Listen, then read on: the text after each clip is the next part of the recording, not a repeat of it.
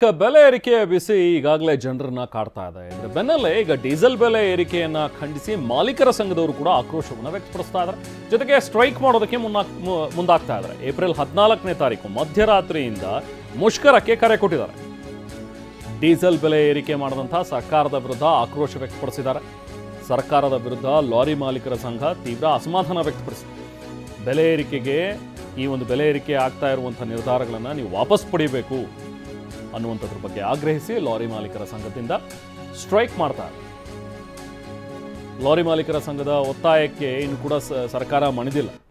So ಹಾಗಾಗಿ ಮುಷ್ಕರವನ್ನು ಮಾಡ್ತೀವಿ ನಾವು ಅನ್ನುವಂಥ ಒಂದು ನಿರ್ಧಾರಕ್ಕೆ ಈಗ ಮಾಲೀಕರ ಸಂಘದವರು ಬಂದಿದ್ದಾರೆ. ಏಪ್ರಿಲ್ 14ರ ಮಧ್ಯರಾತ್ರಿಯಿಂದ ಮುಷ್ಕರಕ್ಕೆ ಕರೆ ನೀಡಿದ್ದಾರೆ ಲಾರಿ ಮಾಲೀಕರ ಸಂಘದ ಅಧ್ಯಕ್ಷರು. ಹೆಚ್ಚಿನ ಮಾಹಿತಿಯನ್ನು ಪ್ರತಿನಿಧಿ ಲಕ್ಷ್ಮೀ ನರಸಿಂಹ ನೀಡ್ತಾರೆ. ಲಕ್ಷ್ಮಿ, ಈಗ ಇವತ್ತು ಮೀಟಿಂಗ್ ಇತ್ತು, ಮೀಟಿಂಗ್ ಮಾಡಿ ಡೇಟ್ ಫಿಕ್ಸ್ ಆಗುತ್ತೆ ಅಂತ ಹೇಳ್ತಾ ಇದ್ರು. ಈಗ 14th ಅಂದರೆ ಇದೇನು ಅನಿರ್ದಿಷ್ಟಾವಧಿ ಅಂತನಾ ಅಥವಾ ಸಾಂಕೇತಿಕವಾಗಿ ಒಂದು ದಿನ ಮಾಡುವಂಥದ್ದು ಅಥವಾ ಏನು ರೂಪರೇಷೆ ಏನಿದೆ ಇದ್ರ ಸ್ಟ್ರೈಕ್ ಬಗ್ಗೆ?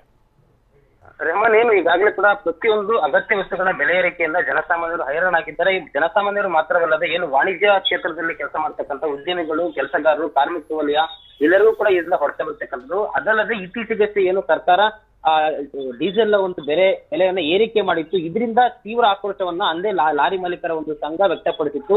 ಅದಲ್ಲದೆ ವಾಣಿಜ್ಯದ ಕ್ಷೇತ್ರದ ಹಲವಾರು ಉದ್ಯಮಗಳು ಕೂಡ ಇದ್ರ ಬಗ್ಗೆ ಆತಂಕವನ್ನ ವ್ಯಕ್ತಪಡಿಸಿದ್ರು. ತದನಂತರ ಲಾರಿ ಮಾಲೀಕರು ಇದನ್ನ ಯಾವುದೇ ಕಾರಣಕ್ಕೂ ನಾವು ಅಕ್ಸೆಪ್ಟ್ ಮಾಡ್ಕೊಳಕ್ಕೆ ಆಗೋದಿಲ್ಲ, ಕಷ್ಟ ಆಗುತ್ತೆ ಅಂತ ಹೇಳಿ ಒಂದು ಗಡುವನ್ನ ಕೂಡ ಕೊಟ್ಟಿದ್ರು.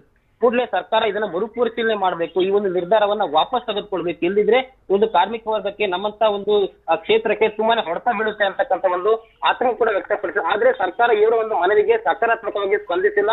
ಹಾಗೂ ಏನು ಈ ಒಂದು ಬೆಲೆ ಏರಿಕೆ, ಏನು ಡೀಸೆಲ್ ಬೆಲೆ ಏರಿಕೆಯನ್ನ ವಾಪಸ್ ತಗೊಳ್ತಕ್ಕಂಥ ಕೆಲಸಕ್ಕೆ ಅಥವಾ ಪರಿಶೀಲನೆಯನ್ನು ಆದೇಶವನ್ನು ಮಾಡಲಿಲ್ಲ. ಹೀಗಾಗಿ ಸರ್ಕಾರದ ಒಂದು ರೆಸ್ಪಾನ್ಸ್ ಇವ್ರು ನಿಶ್ಚಿತ ಆದ್ಮೇಲೆ ಯಾವುದೇ ಕಾರಣಕ್ಕೂ ಅವ್ರು ವಾಪಸ್ ತಗೊಳ್ಳೋದಿಲ್ಲ ಅಂತಕ್ಕಂಥ ನಿರ್ಧಾರ ಇವ್ರು ಗೊತ್ತಾದ್ಮೇಲೆ ಇವರು ಅನಿವಾರ್ಯವಾಗಿ ಇವರು ಏನು ಮುಷ್ಕರವನ್ನ ಮಾಡಬೇಕು, ಆಗ್ಲೇ ಸುಳಿವನ್ನ ಕೊಟ್ಟಿದ್ರು, ಅದನ್ನ ಮಾಡ್ಲೇಬೇಕು ಅಂತ ಹೇಳಿ ಇವತ್ತು ಆ ಒಂದು ಪದಾಧಿಕಾರಿಗಳ ಸಂಘ ಏನು ಅವರ ಒಂದು ಮುಖಂಡಗಳೆಲ್ಲ ಸೇರಿ ಸಭೆಯನ್ನ ಮಾಡಿ ಒಮ್ಮತದ ನಿರ್ಧಾರದ ಬಳಿಕ ಏನು ಏಪ್ರಿಲ್ 14ರ ಮಧ್ಯರಾತ್ರಿಯಿಂದ ಈ ಒಂದು ಮುಷ್ಕರವನ್ನ ಮಾಡಬೇಕು ಅಂತ ಹೇಳಿ ತೀರ್ಮಾನವನ್ನ ಮಾಡಿದ್ದಾರೆ. ಆದ್ರೆ ಈ ಒಂದು ಮುಷ್ಕರ ಒಂದು ದಿನದ ಮಟ್ಟಿಗೆ ಇರುತ್ತಾ ಅಥವಾ ಅನಿರ್ದಿಷ್ಟಾವಧಿವರೆಗೆ ಇರುತ್ತಾ ಅಂತಕ್ಕಂಥದ್ದನ್ನ ಇನ್ನಷ್ಟು ಕೂಡ ಸ್ಪಷ್ಟನೆಯನ್ನ ಅವರು ಇನ್ನು ಕೂಡ ಕೊಡಬೇಕಾಗಿದೆ. ಹೀಗಾಗಿ ಅನಿರ್ದಿಷ್ಟಾವಧಿ ಆಗುತ್ತಾ ಅನ್ನೋದನ್ನ ಮುಂದಿನ ದಿನಗಳಲ್ಲಿ ಅವರು ಮಾಹಿತಿಯನ್ನ ಅದನ್ನ ಸ್ಪಷ್ಟನೆ ಮಾಡಲು ಇದ್ದಾರೆ. Rehman, thank you Lakshmi.